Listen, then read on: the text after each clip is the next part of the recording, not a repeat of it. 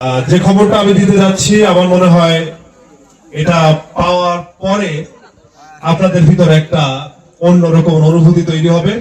আমাদের আজকের এই শুভ দিনে আমাদের এই মুক্তিধামের সারা দিনে যে মহাসম্মেলন অনুষ্ঠিত হলো, হাজার হাজার ভক্তের চরণ ধুলিতে আমাদের এই ধাম পবিত্র থেকে পবিত্রময় হয়ে উঠেছে।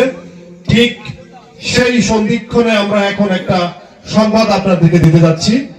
আমাদের মতুয়া বহুজন সমাজ ঐক্য পরিষদ, আপনারা ইতিপূর্বে যারা তার নাম শুনেছেন, শ্রীমৎ অশ্বিনী গোসাইয়ের গঙ্গা যমুনা ধামের যিনি সভাপতির দায়িত্ব পালন করেছেন, দাদা কপিল কৃষ্ণ মন্ডলকে বাংলাদেশ জাতীয়তাবাদী দল বিএনপি আমাদের বাগেরহাট 1 আসনের জন্য মনোনীত করেছেন ধানের শীষ প্রতীকে। আমি দেশনেত্রী খালেদা জিয়া প্রথমে তার সুস্থতা কামনা করি।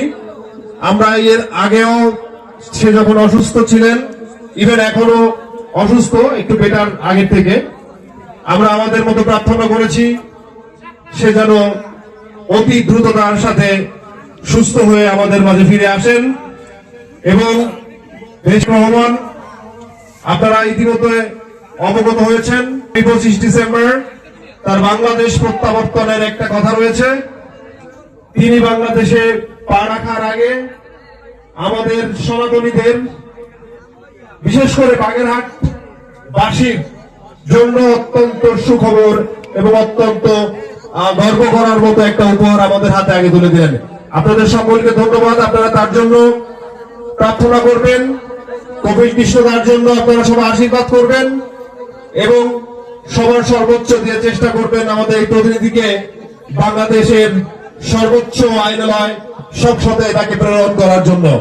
সবাইকে ধন্যবাদ, সুস্থ থাকবেন।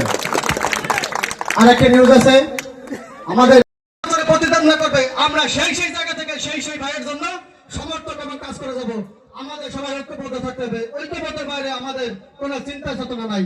সবাই দোয়া করবেন, আশীর্বাদ করবেন, তারেক যেন আমাদের মাঝে সুস্থভাবে ফেরত আসে এবং আমাদের মনোনীত বিএনপি যে মনোনয়ন দিয়েছেন বাগেরহাট 1 আসনে কপিল কৃষ্ণ দেবকে, আমরা যেন প্রত্যেকের নিজ নিজ জায়গা থেকে কাজ করে আমরা যেন সেই মায়ের দরে জয়ের যে সুনাম অর্জন করতে পারি।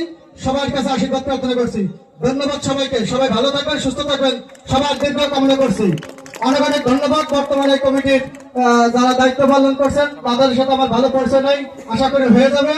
তো সকল এই কমিটি সকলের আমরা দীর্ঘ কামনা করছি। সুস্থ থাকবেন, ভালো থাকবেন। নমস্কার সবাইকে।